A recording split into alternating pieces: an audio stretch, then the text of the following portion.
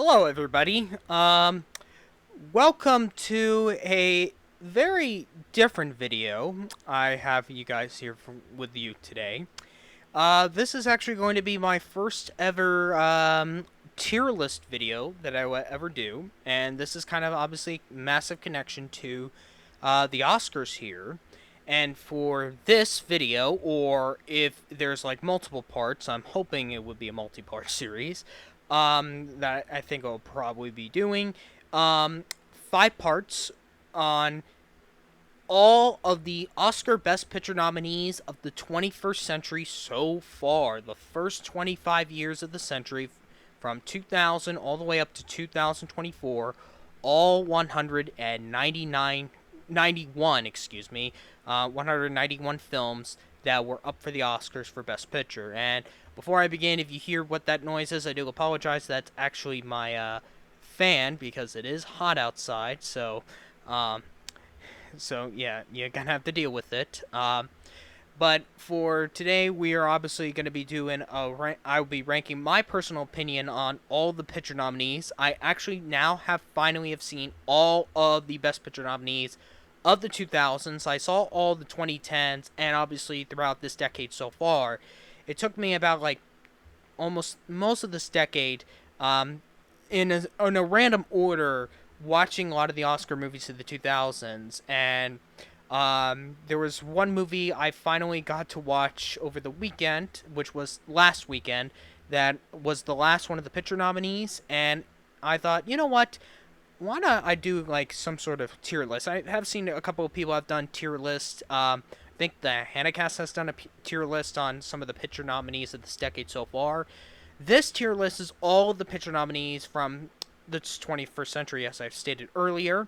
And this first part of the video will be all dedicated to the first half of the 2000s, from 2000 all the way up to 2004.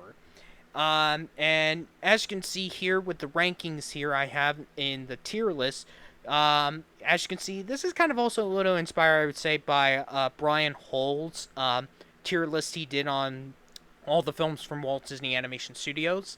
Obviously, you know the typical tier list here, but some of them are going to be kind of in a completely different definition. So, double F tier, that is obviously what I consider legit bad. F, not a good movie. E, pretty forgettable, or some of these, I think the E tier will be most of the boring ones. D, obviously, disappointment. C, I find it just okay. B, good, but not great. A, great. S tier is amazing, but double S tier is a masterpiece. That's where the films I consider to be a perfect 10 out of 10 or like an A+. There will be a couple of movies that will be going in the double S tier, I will say, that I found to be a perfect experience watching those films, and I do consider it some of the best I have ever seen in my life. So that will be those. And when I put these movies on the tiers, there will not be a legit A ranking on them. It's just going to be kind of going in, obviously, the order, as you can see here. I have them all ordered by the year of the release and in alphabetical of their picture nominees, respectively. So there won't be a specific ranking on the tier list specifically. And I will also try to give my best on some of the thoughts on some of these films here. I actually did review a couple of these. For those who don't know, a couple of years back, I did like a series I did on reviewing all the documentary internationally animated feature nominees. I kind of stopped doing that because I don't know why. I think it was just not really as popular enough. But yeah, some of them I think it would be more like re-reviews if I would do some of these again. But for a tier list, I am planning probably to doing other tier lists here for the Oscars and maybe something else. So I don't think I need any more explanation. So with that, let us begin. Alright, so we will now start this up with the year 2000, aka my birth month, and birth year, excuse me. And I'm so glad I was born on 2000. And for those who don't know, or new to my channel, I was legit born on January 1st, 2000. I had a little video that I did on my birthday exactly right at the start of the year. Um, it's just bizarre. I'm 25, but soon almost 25 and a half because we're almost nearing the second half of this year almost. But yeah, we are going to 2000, and obviously we are obviously in the year when we had 5 films nominated for Best Picture before it began the 10 with start or less, like at least more than 5 until it became a permanent 10 in 2021. So we begin off with this list with Chocolat, a movie that obviously not a lot of people talk about because no one doesn't want to talk about any Miramax or Weinstein Company movies that get in Best Picture because they all treat it like garbage. And I understand why. Not just because he's a sexual monster himself, but he is also an award show cheater. And there are a couple of movies that his involvement in I did not think was worthy of Picture nominees. This one, I actually really did like Chocolat. And obviously, the reason why I got in, not just because of his involvement, and obviously the cast you have, like Juliette Binoche, Judi Dench, and even that both won in Weinstein movies, and even Johnny Depp. But it was also directed by Lasse Hallström, which his previous film, The Cider House Rules, almost won Best Picture of 1999 behind American Beauty. So yeah, I actually did like this movie, and I'm actually sorry for all those, but I'm actually gonna put this in B. It's not amazing, but it is an interesting concept of this chocolate shop coming in this little village during the season of Lent, and the leader of the town is just so grudging against this chocolate shop coming in during the season because the leader, which is played by Alfred Molina, who I really think should have gotten in for Best Supporting Actor, um, really like the concept of him fasting all throughout the season of Lent, not just like um, the typical Fridays. Since I'm Catholic, I know what it is. Like on Fridays and even Ash Wednesday and Good Friday, we have to usually fast, especially no meat on those specific days. But Molina's character basically fasted the entire thing. He did not. He gave up eating during the season of Lent, and viewing this chocolate shop coming in is now almost like a massive sin throughout the season of Lent. And he almost is the one that's like in charge of the homilies, even though he's not a priest, because he was a married man, it looked like, if I remembered.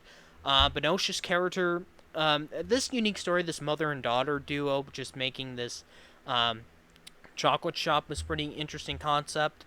There are some scenes that are not that memorable, and I can see why some people are not digging into one of the weaker Picture nominees, and some people think it should have been like Billy Elliot or Almost Famous that should have gotten the slot. But you got to keep in mind, Weinstein was the heavy campaigner king, as he liked to call himself, even though he's not. Was heavily campaigning in this. Although I will admit, I actually did like this movie. Uh, but yeah, I can see why some people did, but I would put this in B tier. As for Juliette Binoche's performance, it's fine, but I think Molina was the MVP of the cast, and Dench was pretty good as well. Now we come into Crouching Tiger, Hidden Dragon, the first non-English film of the century to receive a Best Picture nomination. It's tied with two other movies that we'll get into a little bit later on in the next few parts, but also what was it? Fanny and Alexander, to tie with the most wins for a non-English film, as Crouching Tiger won not just then Best Foreign Language Film, now Best International Feature, but also won 3 in the technical categories. Chocolat went home empty-handed, by the way. I know a lot of people really like this movie, but honestly, I kind of didn't. And this is mainly because it wasn't really that interesting of a subject to, like, movie, for an entertainment purposes, like the suspense or anything like that. Although Jing Yi's villainous role was a very interesting turnaround. But keep in mind, I was going in blind with a lot of these Picture nominees, so going in blind might not help him as much. But I just really don't find this movie to be very memorable to me. So yeah, I kind of find this not as bland. I am putting this one in. Since I don't remember as much, I'm gonna have to put it in E.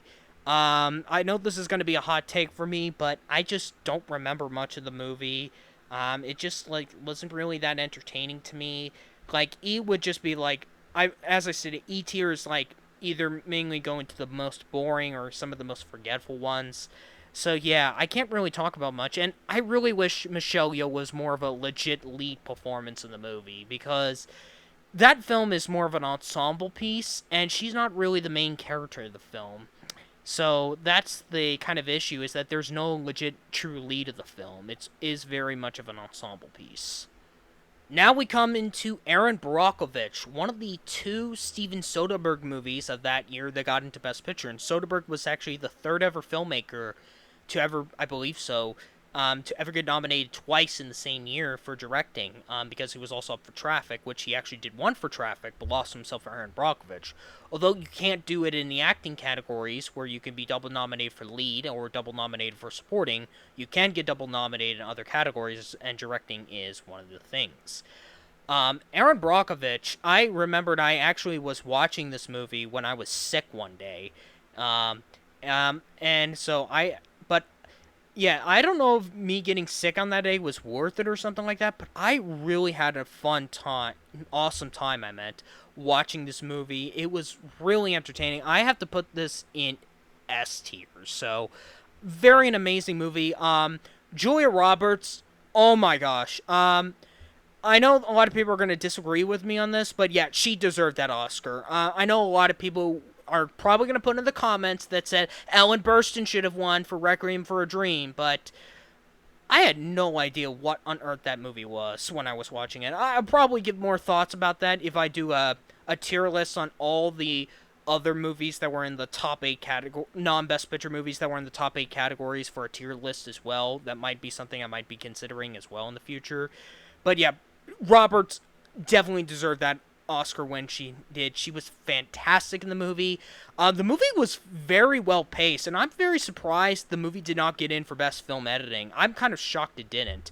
And a little known fact, I think this actually marked. I think this is the only Oscar nomination for Danny DeVito because he was a producer on this film, and if I'm correct, that is his only Oscar nomination. I believe he was never up for acting. I know Matilda didn't get any Oscar nominations, but I believe this is his only Oscar nomination he has ever gotten in his career. Yeah, it's kind of bizarre that he produced this film. Albert Finney is also fantastic in this movie. Definitely was amazing in that one. Would he be my personal pick? No, I can't really say yet because I have yet to see Shadow the Vampire as of this recording. So I can't really judge him at that one yet. But Roberts definitely deserved it. It is my favorite out of the two Soderbergh movies. And I actually do have this on Blu-ray. So yeah, so it is a fantastic experience. It's just the fantastic pacing and Julia Roberts' performance and the story of where she obviously this is a biopic of where Erin goes from the beginning all the way up to the end, and all of her scenes with Finney's character is just well, I know that's a real person, but Finney's character is just fantastic duo, I would say. Now we come into the Best Picture winner of 2000, Gladiator by Ridley Scott. This is also going into S tier, and I honestly do agree with the Oscars. I think it definitely did deserve the win for Best Picture. I remembered watching it. It was like I knew I was going into a big epic event, and I was expected what it is. Russell Crowe is definitely fantastic as Maximus. Joaquin Phoenix is great. Connie Nielsen, I'm surprised she was overlooked for Best Supporting Actress. Jaimin Hunsu in a very small role. His scenes with Crow that he had was well done, and the whole build-up of Maximus being this unknown warrior, and then like when he returns back to get his revenge on I forget who Joaquin's character's name is. I know it. I don't know the name. I don't have it on me. I'm sorry, but you get the whole synopsis. Honestly, Ridley Scott should have won Best Director. Honestly, I don't understand why he didn't. Like, it's so odd. Now, obviously, he would produce movies after his own movies after Gladiator won Best Picture because, yeah, it's so interesting that one of the few cases where there are a couple of movies, obviously, that we have seen where a movie wins picture without the director winning. Chicago obviously did. Um, or like specifically if a director is not a producer or a writer, or like if they're just the sole director, and that's what Ridley Scott is. He was just the sole director. But yeah, watching this entire movie throughout that experience when I first saw it was a pretty epic film, I would say. The sequel was pretty good, I will say. I will be getting it on Blu-ray soon, but I haven't even gotten to the first Gladiator yet on Blu-ray. I'm just waiting for a perfect timing to do that. But yeah, definitely fantastic, epic adventure. And though Aaron Brockovich was very close, yeah, I think Gladiator definitely deserved the win for Best Picture. Next up, our last one for the year 2000, Traffic, the other Steven Soderbergh movie. And if the Oscars were today, it probably would have won Best Picture, because it did won the SAG Ensemble Award, but it won almost everything it was up for except for Best Picture. It won film editing, adapted screenplay, supporting actor for Benicio del Toro, and directing for Soderbergh, as I kind of stated earlier, but it did not win Best Picture, which was very odd. But Gladiator did sweep the Best Picture race, but Traffic was definitely a close of everyone was assuming it was probably going to be one of the biggest upsets in Oscars history after it's almost completely sweeping the Oscars of all the nominations. I actually did watch this film all the way back in the beginning of the decade when I was starting to watch a lot of the movies that were on available on Blu-ray through the Criterion collection, and this is one of the few movies that is up on that. And I was in the 2000s, and I actually did liked it a lot. Although in recent years I had kind of a little bit some more issues, but I still do enjoy it. But that's just kind of comparing almost, I would say, to Aaron Brockovich. I'm gonna put this one in B as well. I hadn't even watched the original miniseries that this movie is based on, so I can't really say. But there is a lot of stories that are going on, but they all have massive connections. Personally, I think my two favorite ones are the one with Michael Douglas and the one with Don Cheadle and I forget the other actor who plays his fellow police officer coworker throughout the event. But it kind of almost leads to also kind of the connection with Catherine Zeta-Jones's character as well. And as for Benicio del Toro's part in the movie, I think his parts, his storyline was probably the weakest out of all of them, because for me, I think Don Cheadle was the MVP of the cast, followed by Michael Douglas, then Catherine Zeta-Jones, and then probably who was Cheadle's partner in that movie. So yeah, Cheadle had a couple of fantastic movie roles before he went into the MCU. So that just kind of shows having some notable MCU actors in good movies before they were in the MCU. A good example is Paul Rudd for his small performance in The Perks of Being a Wallflower before he became Ant-Man. So but this was before he became War Machine in, I believe, in Iron Man 2. So this was 10 years before that. So yeah, I really did enjoy this. I do have this movie on the Criterion Collection. I actually have it with me physically. So yeah, I really did enjoy the movie. It is an interesting synopsis of obviously where the situation is, especially you kind of know where the story is going, so I don't think I need any explanation. Alright, now we're into 2001, what many people consider one of the most notable years for cinema, one of the best years specifically. And in terms of these five, I ended up liking 4 out of 5 of these. You'll see which one would be talking about here, which one might be my least favorite, but I'm gonna start this up. Let's begin this up, obviously, with the Best Picture winner, A Beautiful Mind, from Ron Howard. Many people have considered it one of the worst Best Picture winners, and some people have considered one of the best Best Picture winners, and honestly, I am on the best side. I really think it did deserve it. It was my favorite of the 5. I am putting this one in S tier. I really love this movie. My mother is a massive fan of A Beautiful Mind, and I finally got to watch it after borrowing her Blu-ray. And I was massively shocked about this movie of the real story of I know John was his first name, but I forgot this who would become this iconic scientist or professor.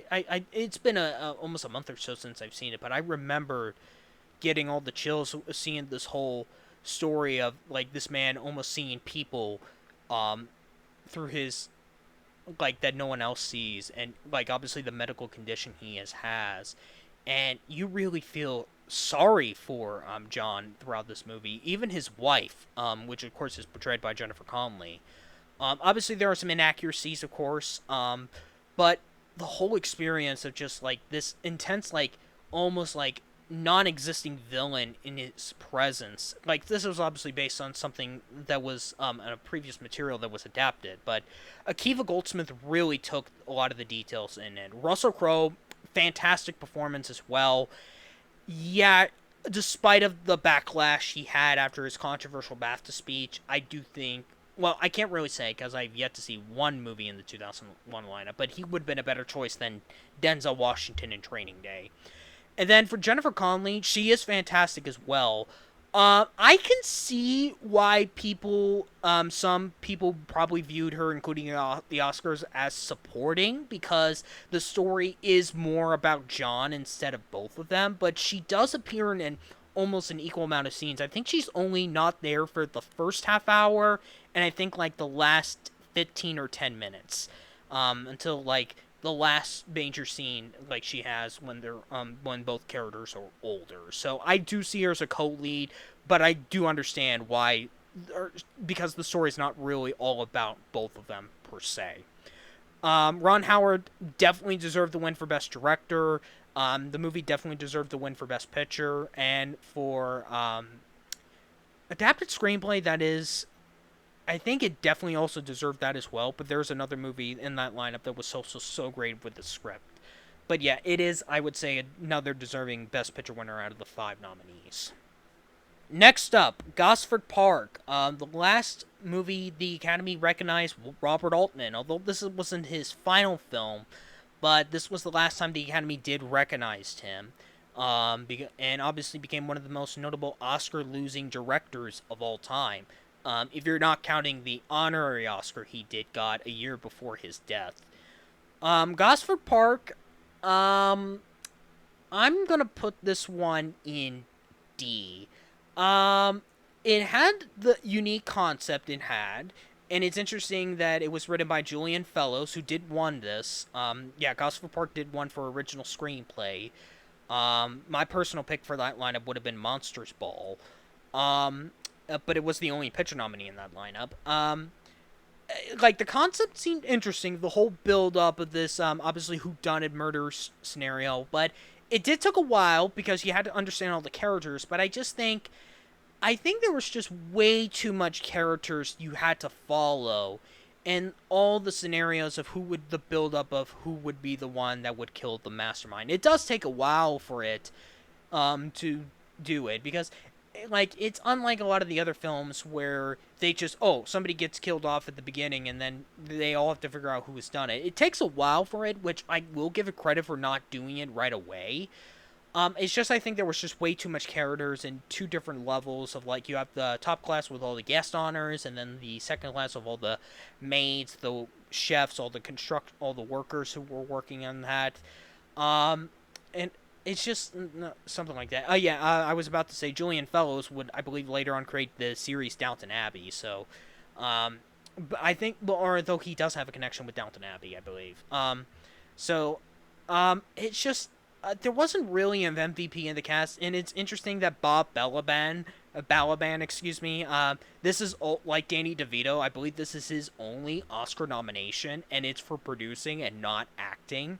Unless if I'm mistaken, if he was nominated somewhere in the past, but I believe this, like DeVito, this is his only Oscar nomination, and that's kind of odd. And like being the American one in the cast, doing it like absolutely being the American guest in that event, that was just interesting. I just think the movie should have done better with the whole build-up scenario. I think they just had way too much characters, honestly. Next up, we come into In the Bedroom, one of the few Miramax movies that Weinstein was not really involved with as a producer or an executive producer, but obviously it's like he campaigned probably the hell out of this movie along with Iris, which obviously Iris got 3 acting nominations, but In the Bedroom, which is also Todd Field's directorial debut, oh my gosh, that was suspense. I mean, wow, I was blown away by this movie. I'm actually gonna put this in. Um, I'm gonna put this in A. Definitely a fantastic debut. Of the whole scenario of two parents mourning the loss after their son was killed after having this kind of relationship with this older woman, which was Marissa Tomei's character, who I think should have won Best Supporting Actress, even though Connolly's great, but since Connolly was in the wrong category, I would say the legit supporting would be Tomei. Um, Sissy Spacek, I was honestly kind of a bit disappointed with, and honestly, I think she was category fraud. I think Spacek is supporting because Tom Wilkinson really shines in this movie. He was fantastic in this film. And it's a shame that he only got 2 nominations in his career and never won one. And this probably would have been the closest for him to get an Oscar. I know he had Michael Clayton, but I'll give my thoughts about that in the next video, but the next part. Um, it's just the whole suspense of the thriller suspense and the downfall of the two relationships, even though it's not a serious one, but Wilkinson just really wants the demand of all the answers that has why did this happen? And it just he really shines the spotlight. Todd Field and Robert Ferguson's script was well done. Todd Field just really made a great debut feature, and it's interesting that he has only made 3 movies in his career.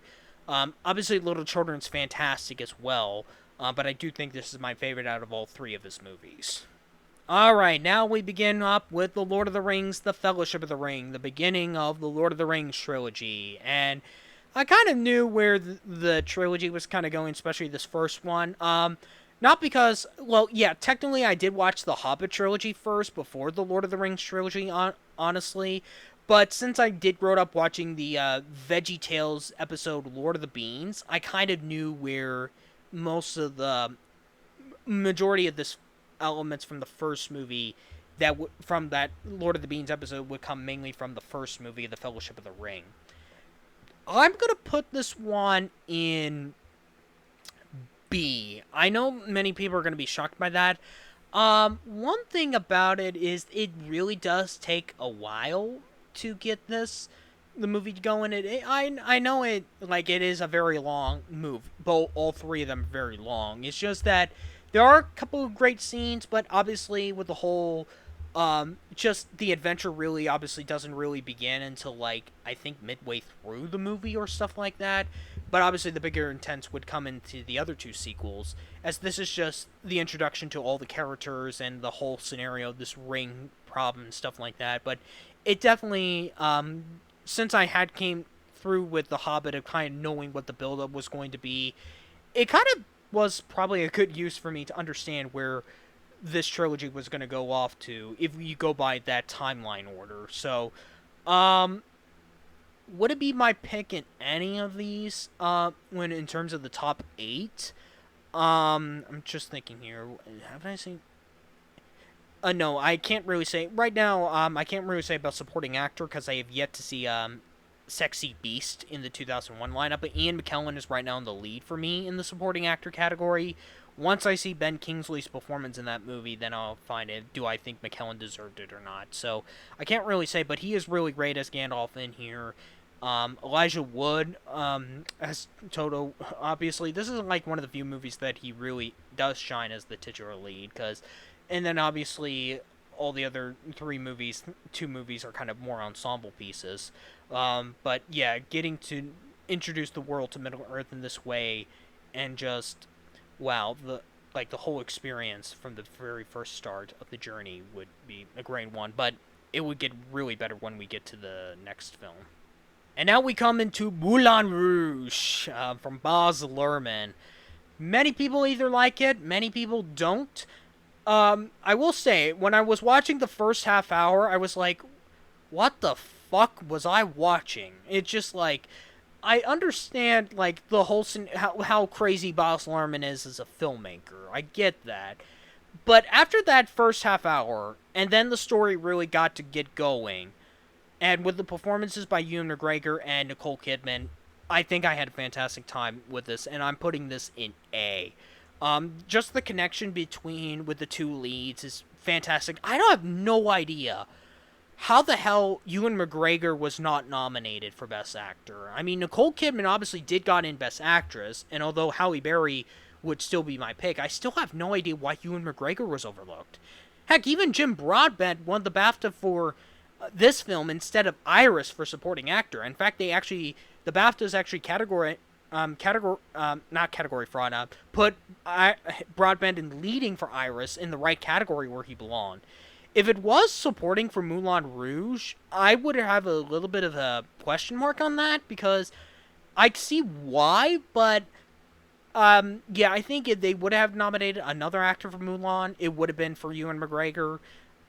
So yeah, and also, why was Baz Luhrmann not in for Best Director? I don't understand that. Like, he would have been a better choice than Ridley Scott for Black Hawk Down, or Robert Altman, or sorry to say this, David Lynch for Mulholland Drive.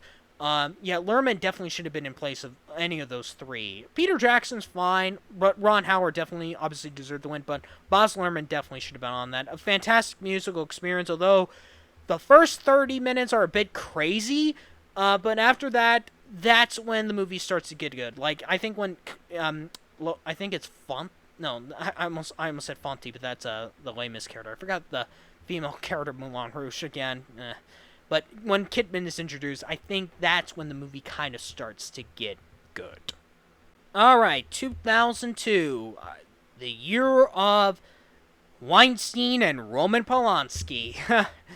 Yeah, because 4 movies Weinstein had massive involvement with, although The Hours he didn't executive produce or produce, but he had the campaigning strategy. He had the endorsement of the pianist. He's an executive producer on Chicago and The Lord of the Rings: The Two Towers, and a legit producer on Gangs of New York.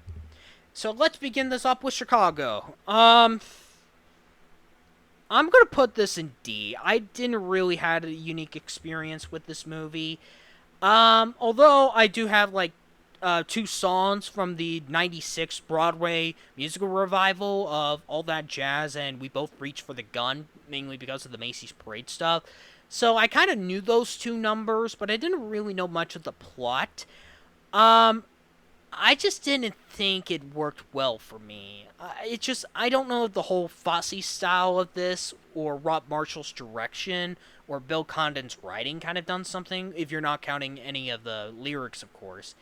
It's just that none of the songs were really that memorable, and not really a lot of the cast members. Heck, if you would ask me, the MVP of the cast was Queen Latifah, and that's kind of it. I just don't, like, I get the whole scenario and why, I think it's Roxy, is that the character's name, unless if I'm mistaken, well, Zellweger's character, I understand why she had to shoot, like, I believe her husband, or was it her lover in the beginning, because of the whole situation, but it's just interesting showing, like, a female prison side of the story, and then Richard Gere as this lawyer that comes in, almost like a potential, like, for her and Zeta Jones, like, their go-to, like, to almost, like, seduce the lawyer to get them out. I don't understand that. It's just, like, I really wanted to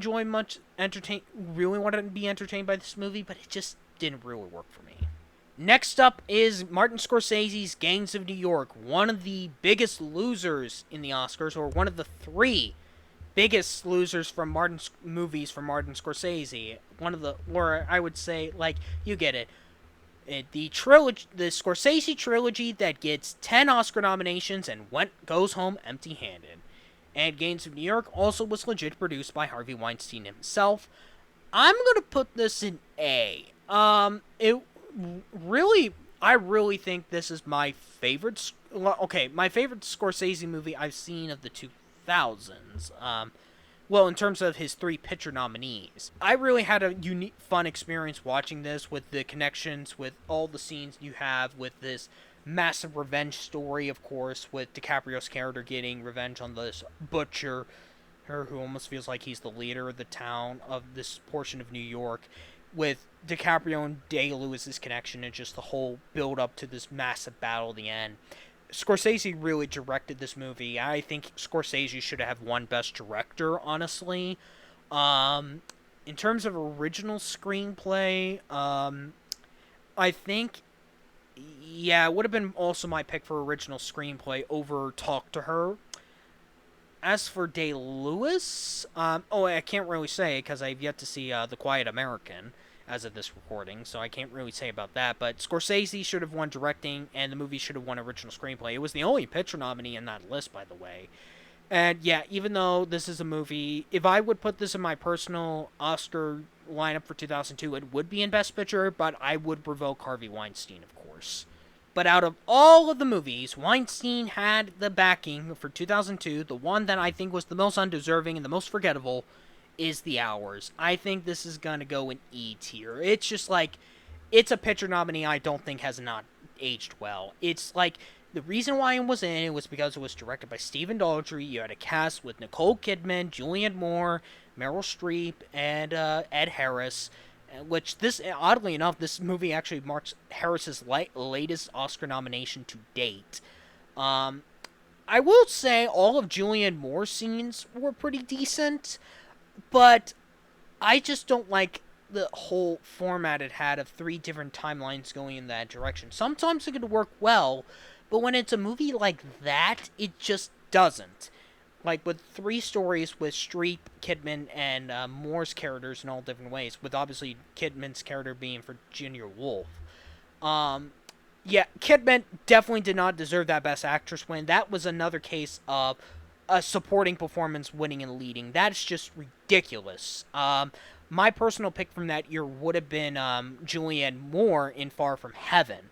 So that would have been easily my pick, not Kidman. And Denzel, when he said by a nose, it's just like that's just I don't like that Kidman win. Like obviously Kidman's best Oscar nomination to date, in terms of is easily Rabbit Hole in 2010. That was a fantastic performance by her. And I even did like her in Cold Mountain. I think it would have made sense for her to get nominated the following year for Cold Mountain and not nominated for The Hours. That would have been a lot more sense, but that's just me. But obviously we can't talk about Cold Mountain because it's not in here. But yeah, The Hours, definitely probably an undeserving and very forgetful Best Picture nominee. Maybe the novel is just probably the better to read it than just watch the movie. But why did Weinstein campaign this film, honestly, heavily as well? Now we come to The Lord of the Rings, The Two Towers.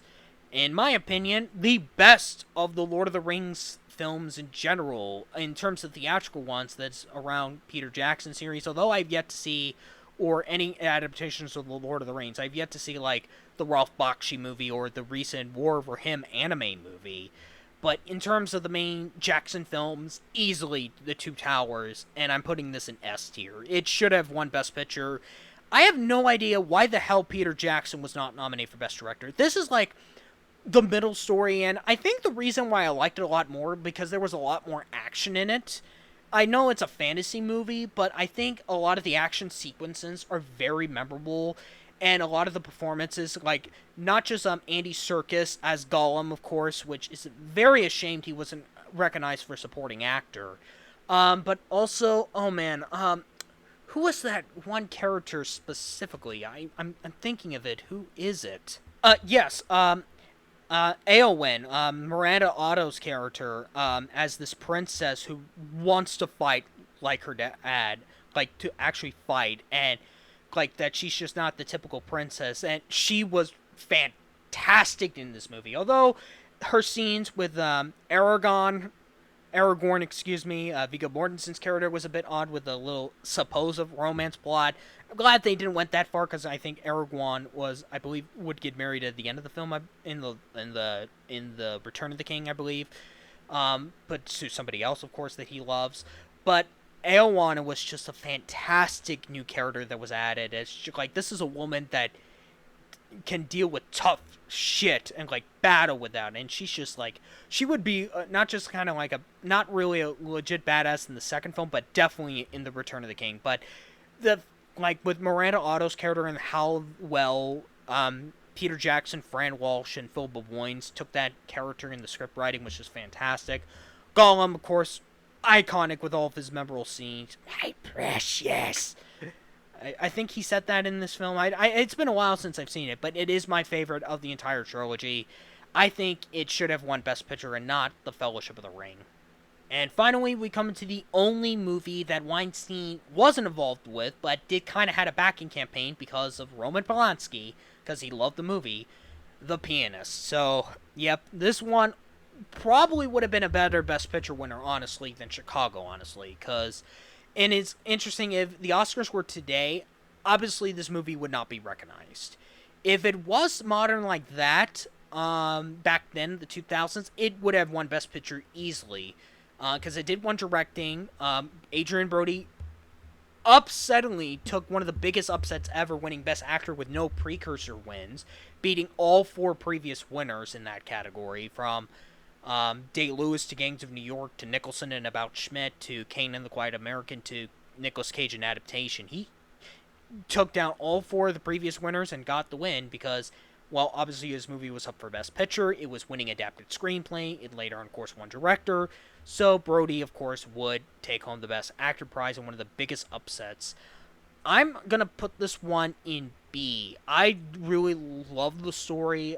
Obviously, this is obviously a real story of, I don't want to butcher this guy's name, but I think it's Splichman. I'll do the last name of the famous, of a legit true Holocaust survival story, and just seeing how struggling he went through, not just the situation with his family, but then when he's on his own, trying to avoid getting caught, is just such a suspense thing, because this was based on Splichman's memoir that Ronald Hardwood adapted.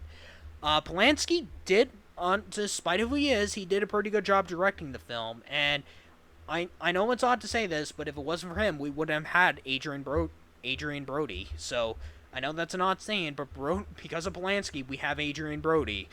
Um, Even though it's interesting that Brody won this, and then it would not be until last year where he would finally come back to the awards industry with The Brutalist. Although he was probably close if he would have been more in the supporting acting contention for The Grand Budapest Hotel, but then again, there was a lot of people in that movie, so it would be kind of hard. But oh my gosh, Brody is definitely very intense. I can't really complete the Best Actor lineup. I also have yet to see About Schmidt either, so since it was not up for Best Picture, but definitely a fantastic survival story. Is it one of the best Holocaust survival movies? That's kind of debatable because obviously you have Schindler's List on top of that for many people. But I think many people would say this is definitely, despite of Polanski, this is probably one of the better positive movies. A real story of the Holocaust.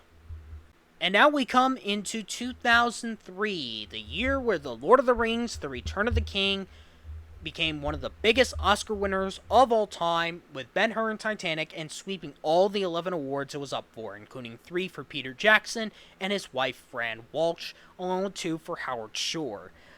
I am putting this one in B as well. I will say, I don't know which one of the two I would go back to. Obviously, for Fellowship, it would definitely be for some of the action scenes and Eowyn, especially.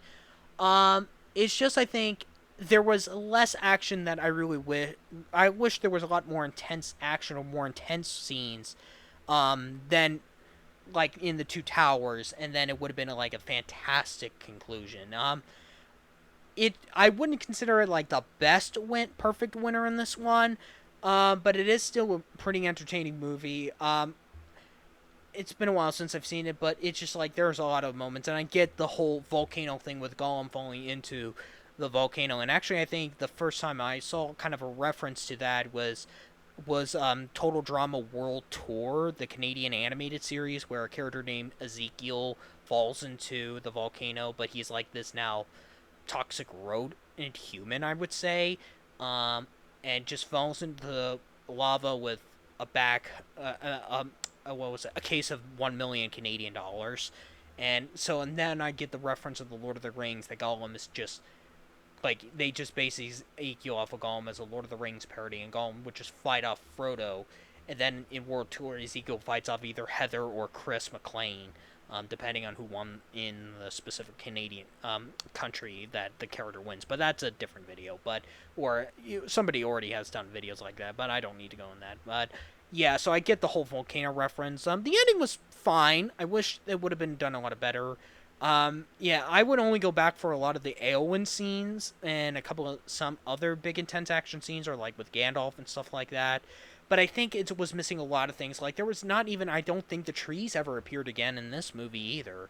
But then again, I think they were not in the J.R.R. Tolkien stories in the third book, so I would have to probably respect that. So yeah, Return of the King might not be the best of the franchise in my opinion, but it was definitely worthy of a decent conclusion.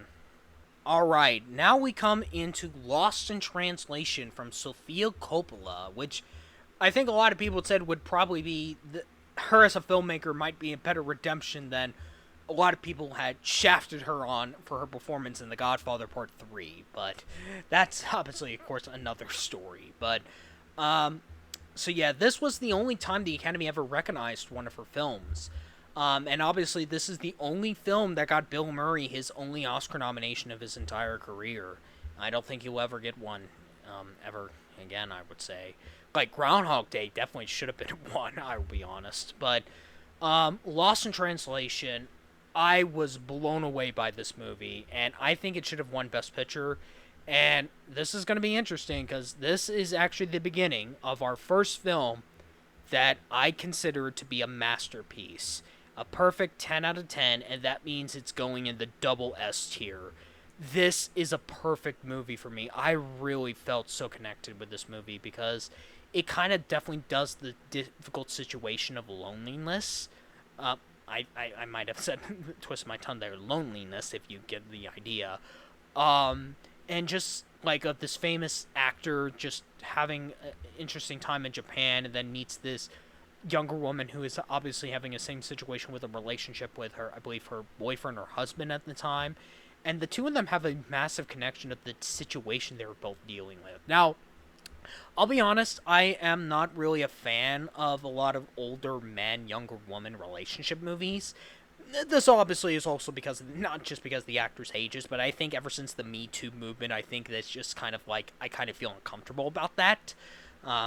Because you want to really have to respect a woman, and obviously we've seen a lot of creeps of how many old mans are actually creeps, if you get the idea. But this is actually one of the positive ones, I will say, because obviously with both Bill Murray and Scarlett Johansson's characters having a massive situation, they are both dealing with this loneliness that they've been having and the problems that they've been dealing with of their own relationships, and they just really felt connected as well. I'm glad they don't have any sexual moments. I'm glad this is just like straightforward. They just have like not really a much big romanticized thing. I'm very proud that what Sofia Coppola did, she didn't really go into that territory. Otherwise, I think it would have not worked for me, honestly. And I think this just really felt amazing. And Scarlett Johansson, how on earth she was overlooked for Best Actress, honestly. I mean, that wasn't really a great lineup. The only person I would put on that line... Oh, wait, actually, I can't really say yet, because I've yet to see In America. Man, I don't know how many times I keep doing that. But yeah, the only person at that lineup I would keep would have been Diane Keaton in Something It's Gotta Give, because I wasn't really big on Whale Rider or Monster or 21 Grams. But yeah, Johansson had a fantastic year she had. With that and Girl with a Pearl Earring, another fantastic movie on a technical level. And although she doesn't really do much of a talking performance, but a physical performance she had to deal with, that was also fantastic as well. And BAFTA double nominated her for that. And I was very happy about that nomination at BAFTA. And I believe did she win at BAFTA? I know Bill Murray did. Yeah, she did. She did win Best Actress as well as Bill Murray winning Best Actor. It also won for film editing, which... That's kind of odd it didn't win for that, because I thought that movie was also well-paced as well. And it's a very interesting having the story set in Japan, by the way. It was also a very nice setting, and just exploring a lot of fun things you can do in Japan as well. Even with these nice hotels you get to see. I believe there's also an amazing pool that is in that. Man, I would love to swim in a pool, especially with a hot climate. Yeah, it's almost like one of the fewest movies that you really want to go to Japan for. Although the real message of the whole situation that both the characters have is just fantastic, and Sofia Coppola easily deserved that best... No, I can't... Well, she would obviously, I would say, the original screenplay, but I've yet to see The Barbarian Invasions. Gosh, I did that again. But I'll be honest. I think Sofia Coppola should have won Best Director. The movie should have won Best Picture. And Bill Murray should have won Best Actor because we'll get to my thoughts on Mystic River here in about a few minutes. But yeah, fantastic movie, a masterpiece. And by the way, this is the only movie from the 2000s that is going in the double S tier list. None of the picture nominees of the 2000s will be able to. So yeah, the only film of the 2000s decade that is the only one that goes up there. There are going to be a couple from the 2010s and some of the 2020s that will go in the double S tier as well. But Lost in Translation, I consider it to be the best picture nominee of the 2000s decade. Now we come into Master and Commander, The Far Side of the World, the last time the Academy recognized Peter Weir, even though they did give him an honorary Oscar years later.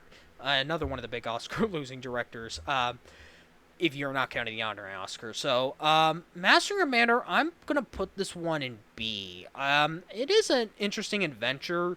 The performances by Russell Crowe and I believe Paul Bettany has a unique one, but I think it does take a bit at the very beginning. But I think more of the suspense kind of comes in when more of the adventure really gets in through, especially with the connection that Bettany's character has with this kid, which I really think was one of the heartwarming moments. And the big climax at the end, oh boy, it's just like a unique adventure. I know it's very odd that this movie came out the same year as Pirates of the Caribbean, The Curse of the Black Pearl, both different adventure pirate movies set in the sea. I might prefer The Curse of the Black Pearl over The Far Side of the World. Russell Crowe was pretty good on it, but I think Paul Bettany is the superior one out of the two leads. And now we come into Mystic River from Clint Eastwood, which won supporting actor for Tim Robbins and Best Actor for Sean Penn. I am putting this one in D. I didn't really care for this movie that much. The thing about it is, I get the whole story of Penn's character's daughter getting murdered, and obviously accusing of potentially Robbins' character doing it, because those two, along with Kevin Bacon's character as the detective, and like you get the whole backstory they have in the opening scene when they're just kids, and then all three of them just have different kind of unique relationships they don't have as they used to, and it's just kind of like, okay, who did it, who actually done it, who done it. It's not really like Us for Park, but it's just like there's just like lots of talking going on, and there's nothing real going on. Even Marcia Gay Harden's plot with her relationship, I believe, with Kevin Bacon's character, I believe, or was it somebody else? Yeah, I think her character is married to no, excuse me, to, I believe, Dave, like she actually to Dave, which is Tim Robbins' character. Her scenes with was just not. I can see why. Like, the thing is, if she didn't win for Pollock, I could have seen her won supporting actress for Mystic River, but I just don't understand, like, the film in general. And, like The Hours, I'm going to be honest, Sean Penn is supporting. I think this movie is an ensemble piece. I didn't think Penn did not need to get in for Best Actor. It should have been for supporting actor. If both him and Penn would have, Tim Robbins and Sean Penn both got in supporting actor, I assume Penn would have won. But if they did win both supporting, Bill Murray would have had an Oscar by now. And I can tell why he was not happy about it. And I would probably be the same. It's just like, that's a supporting performance. That's not a lead performance. So, yeah, I wasn't really big on this Eastwood movie. I've been kind of hit and miss with some of Eastwood's films, so that I've seen. And this is definitely one of the missed ones. Now we come into this horse riding movie, Seabiscuit, from Gary Ross, which many people probably would not put it in Best Picture of 2003 now. Many people would have put in, like, City of God, or Finding Nemo, or 21 Grams, or In America in this list. I actually really did love this movie. I'm putting this one in A. The whole story, like, obviously this is a real biopic story about this real horse story, and just the unique ensemble cast you have with Tobey Maguire, Jeff Bridges, and Elizabeth Banks. Yeah, I was kind of surprised Elizabeth Banks was in this movie. I think just all the racing scenes and the whole business idea of like bringing the Seabiscuit character, like Seabiscuit a legit a thing throughout this time period it was going through. A really unique period piece, I would say. Gary Ross definitely should have gotten in for directing at the moment of this recording. I haven't really justified my personal directing lineup because I've yet to see all the 2003 Oscar movies I'm planning to watch. Um, but it was a fantastic movie experience. It would have been my personal pick for adapted screenplay over American Splendor, City of God, The Return of the King, and Mystic River. I think it should have won for adapted screenplay and would have given Gary Ross an Oscar. So that would have been his opportunity to. So, yeah. So Seabiscuit, definitely a fantastic horse movie. It's interesting that we do have another horse movie in the 2010s when we get to that part in a future video. Alright, now we are wrapping up this first part of the video, the first half of the 2000s, with 2004. We begin this up with Martin Scorsese's The Aviator, another Weinstein Miramax movie, but obviously, unlike the differences, instead of Weinstein producing Gangs of New York, he just executive produced, but ironically enough, Michael Mann produced this movie, so not only he made Collateral, but produced The Aviator this year, and I'm putting this one in B as well. Getting to know the whole story about Howard Hughes as this like visionary aviation and like all the health struggles he has, especially his excessive hand washing that I did not know he has, and all the failed relationships he has, especially with Katharine Hepburn, which Kate Blanchett, fantastic performance she gave as Katharine Hepburn, and it's ironic that this movie came out a year after her death, and that's kind of bizarre. It's just a mere coincidence, I would say, looking back on this. And I can't really say she would have deserved the win because I've yet to see Kingsley for Laura Linney's performance, but I've seen the other three nominees from that lineup, excuse me, and she would be my personal pick right now, but as of the moment, I've yet to see Kingsley. But all of the scenes of the whole build-up of this massive plane idea. Honestly, I know a lot of people don't like Alan Alda's nomination, but honestly, I think he was the best out of the supporting actors, and I can see why he got that nomination. I think he was the MVP of the supporting actor cast, although I think Blanchett is the MVP of the cast with DiCaprio right behind him. I mean, DiCaprio was just so intense in that film, just with all the scenes he has to deal with. And I know he goes crazy in a lot of other movies, of course, like some of the other films that we'll get into the lineup, like in future videos, like The Wolf of Wall Street and The Revenant and Don't Look Up. So yeah, getting to see like the beginning of his like one of the crazy performances where he just has to make like a lot of grunting noise like that. If you get the idea, but obviously you always have to wash your hands after using the bathroom, but or even before you eat. So that's a typical thing, but like excessively doing it all the time, or well, obviously I would usually wash my hands, especially if they get really dirty. Dirty, of course, but yeah, always wash your hands. But the whole story of how Hughes was kind of a thing, and then like a big thing, and sometimes he almost feels like he's a failure. I do really admired like what Scorsese was doing. Would have been not my personal pick for directing or original screenplay. My personal pick for original would have been would definitely be Eternal Sunshine of the Spotless Mind. And it's odd it was this would have been a chance to win for the movie, but it did got a couple of wins. The editing win, I'm not really sure on. I haven't looked at the full lineup from 2004, so I can't really say. I believe Collateral's on that lineup as well, some others, but yeah, it is definitely a good movie. Not great, not one of Scorsese's best, but I would say one of the few films of the century I would go back to. Now we come into Finding Neverland, and the only thing I know, of course, about this is that obviously, well, I have known the movie for a while, but obviously, for all you Macy's Parade viewers, obviously there was a Broadway musical that came out in 2015 with Matthew Morrison, and they did perform the 2015 Macy's Parade doing the song Believe, which that's a fantastic song. And this is the only big major movie, what many people consider the best film for Mark Forster. Obviously, Mark Forster has a weird filmography, if you can see, and this director of the supposed Thomas and Friends movie, if that ever comes to be. So we'll see if that is, or if we're going to get ripped off like the that World War II 2014 movie that never came to be. So we'll see if Forster would still be in mind of doing that Thomas movie or not. But this is obviously a fantastic film of getting to understand the whole origins of Peter Pan and J.M.M. Barrie's connection with a couple of kids.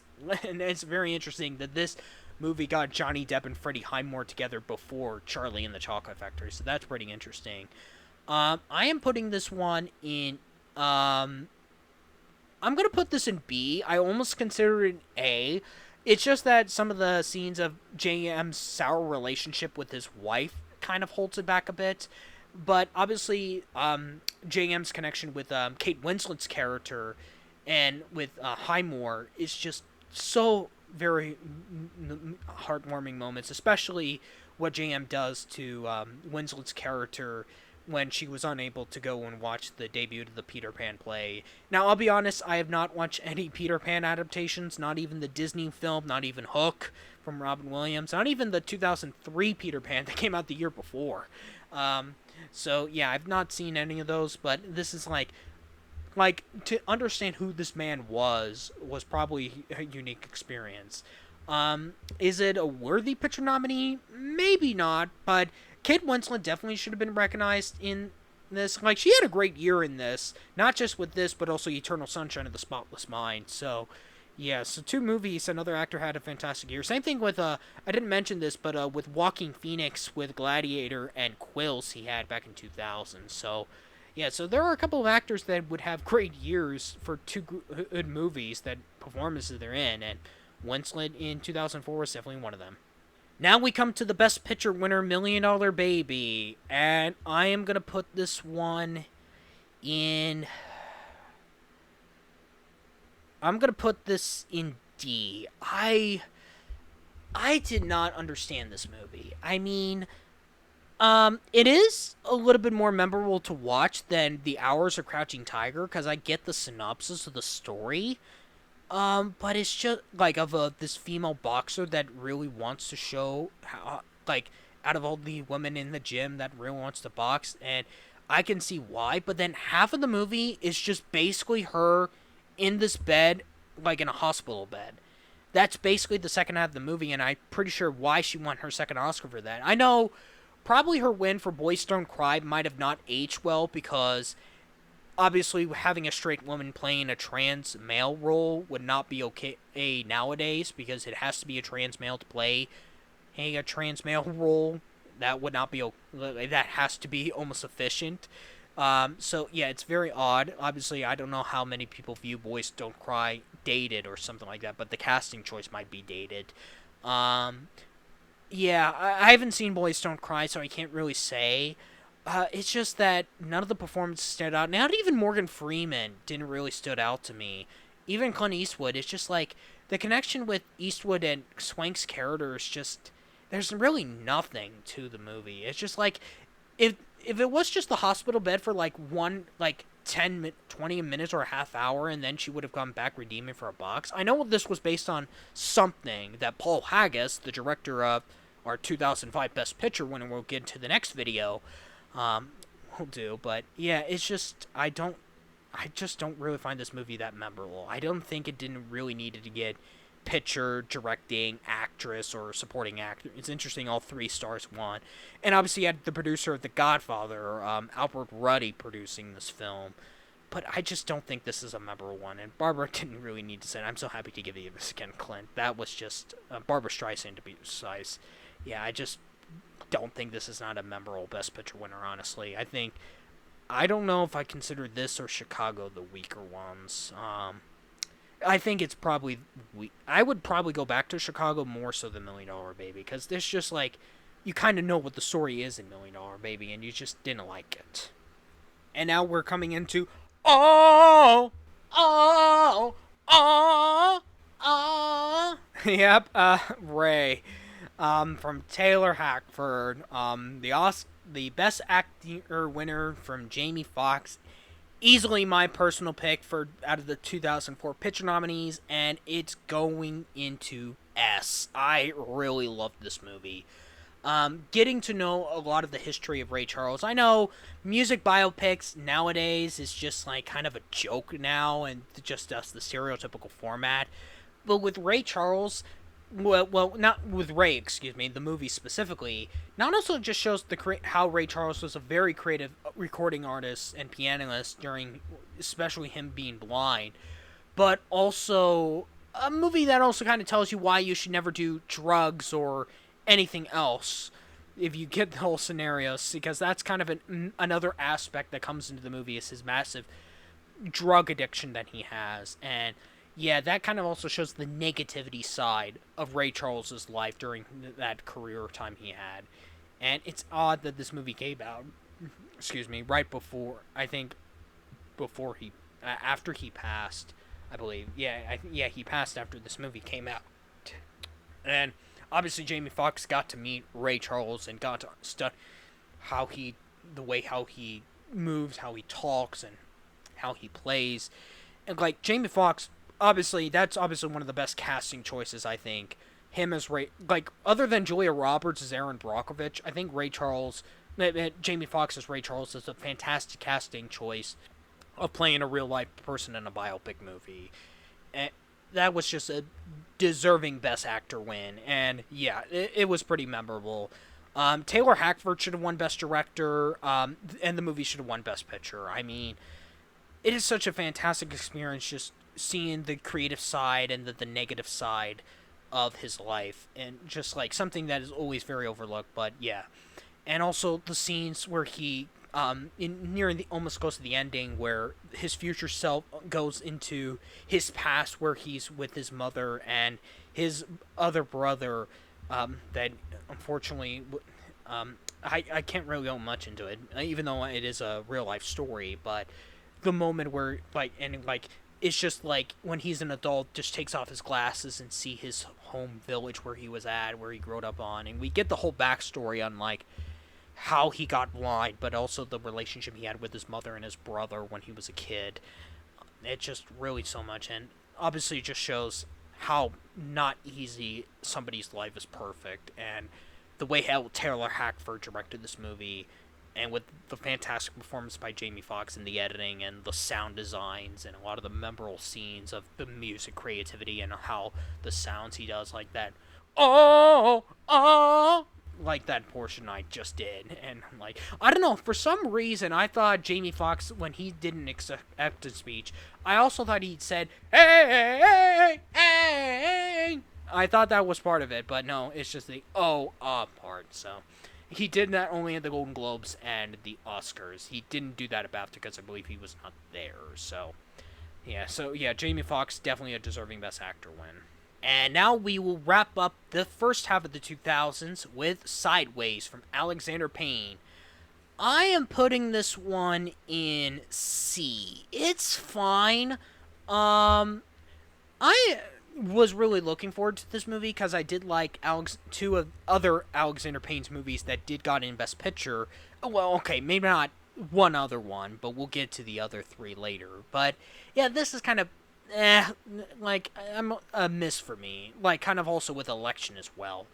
The interesting concept of the groom to be and his best man going on this road, like this little trip they have before the groom goes in the wedding. The best man being Giamatti's character, and just tasting unique new wine opportunities and having massive connections, especially with Giamatti's character having this unique connection with Virginia Madison's character. And oh my gosh, I really wish there was a lot more scenes with Madison's character, because her monologue she does in this movie is so fantastic. And I know Alexander Payne and Jim Taylor adapted this into something. I think it was a novel that they adapted it to. But I think Madison's performance of that monologue she handled, that's probably my memorable scene of the movie. And there have been a lot of talks that there could be a potential follow-up to this movie, but that has not been officially confirmed or not. But it would definitely be see where Giamatti and Madison's character would be after when Giamatti knocked on the door, which was the last scene of the movie, and we do not see if the door opens or not. But all of his scenes with Madison scenes are very memorable, and it's very interesting in the ending of the film where with Giamatti, when he leaves the wedding ceremony, instead of going to the main reception for foods, he goes to a fast food place. I think it was Burger King, I believe. That's just an interesting creative point. Like to avoid like if you're not a fan of any of the foods, you just go to a fast food joint. I'm not sure that would be something no one would ever do in anyone else's wedding, unless they actually do. Unless if it's like, if for some reason, if I would be invited to a wedding and it's all the foods were all made of peanuts, I would have to avoid the reception because I couldn't eat any of that because I would potentially would get infected or maybe even die from the peanut allergy, and I would just have to go to like probably like a fast food restaurant or eat something at home, to enjoy myself because I can't party with anyone else. But, well, then again, I've never been. Well, never mind. Yeah, so it's fine. I really wish they could have done better. Like we kind of knew that the groom knew with his connection with Sandra Oh, who I didn't even know she was in this movie until I saw this, with Thomas Hayden Church's character, who's the groom, having this potential affair, and then like the whole situation while they're going in, and just like, oh, he just wants to hang out with women before he gets married for one more time, before he gets married. Um, for one more time, and I think that's what it kind of is. But I think if they really got on more the concept of wine and the connection with Giamatti, and it's interesting that Giamatti plays two lead roles in Alexander Payne movies that are as single men, although one of them's divorced, and the other one that we'll get to later on is just a single man. It's just interesting to see the connection that he has to deal with a relationship with somebody, and but yeah, it's a fine movie. I would just go back to Madison's monologue, and that would be basically it for me.